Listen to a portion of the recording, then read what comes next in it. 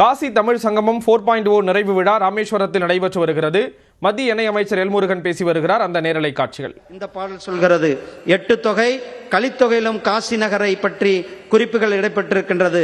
நாயன்மார்கள் ஒருவரான அப்பர் சுவாமிகள் என போற்றப்பட்ட திருநாவுக்கரசர் தமிழ் சிவபெருமானே வாரணாசியில் காசி விஸ்வநாதர் அருள் பளிப்பதாக நமக்கு வழிகாட்டி இருக்கிறார்கள்.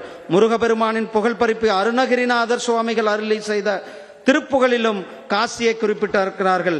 இப்படி காசிக்கும் தமிழ்நாட்டிற்கும் உள்ள உறவு, காசி ஒவ்வொருவருடைய வாழ்நாளிலும் கூட இங்கிருப்பவர் காசிக்கு செல்வதும், காசியில் இருப்பவர்கள் ராமேஸ்வரத்திற்கு செல்ல வேண்டும் என்பது ஒவ்வொருவருடைய வாழ்நாள் கனவாக இருக்கிறது.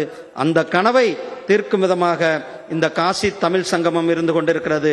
நம்முடைய மாண்புமிகு பிரதமர் திரு நரேந்திர மோடிஜி அவர்கள் தமிழ் கலாச்சாரம், தமிழ் மொழி, தமிழ் பண்பாட்டை உலகம் எடுத்து சென்று கொண்டு இருக்கிறார்கள்.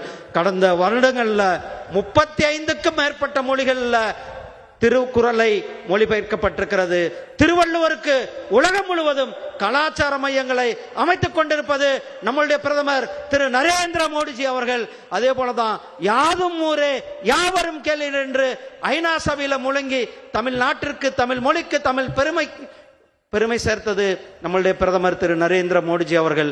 நம்மளுடைய பிரதமர் திரு நரேந்திர மோடிஜி அவர்கள் ஜல்லிக்கட்டிற்கு ஒரு பிரச்சனை வந்தது, அவர் தலையிட்டு ஜல்லிக்கட்டுவை நமக்கு உறுதி செய்து கொடுத்தது நம்மளுடைய பிரதமர் திரு நரேந்திர மோடிஜி அவர்கள். இந்த வருடம் தமிழ் கற்கலாம் என்ற முழக்கத்தோடு காசி தமிழ் சங்கம் 4வது பதிப்பு நடந்து கொண்டிருக்கிறது. இங்கிருந்து ஆசிரியர்கள் சென்று வாரணாசியில தமிழ் கற்றுக் கொடுத்தார்கள். அங்கிருந்து 300 பேர் இங்கு வந்து தமிழ் கற்றுக்கொண்டு அவர்கள் செல்ல இருக்கிறார்கள்.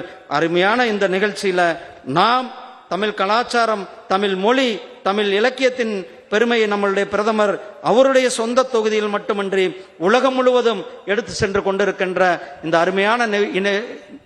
அருமையான நிறைவு நிகழ்ச்சியில உங்களோடு சார்பாக, தமிழகத்தின் சார்பாகவும், தமிழக மக்கள் சார்பாகவும் பிரதமர் அவர்களுக்கும், மாண்புமிகு பிரதமர் திரு நரேந்திர மோடிஜி அவர்களுக்கும், மரியாதைக்குரிய திரு தர்மேந்திர பிரதான்ஜி அவர்களுக்கும் உங்கள் சார்பாக ஒரு மிகப்பெரிய நன்றிகளையும் பாராட்டுகளையும் வாழ்த்துக்களையும் தெரிவித்துக் கொண்டு விடைபெறுகிறேன். நன்றி, வணக்கம். ஜெய் ஹிந்த், ஜெய் பாரத்.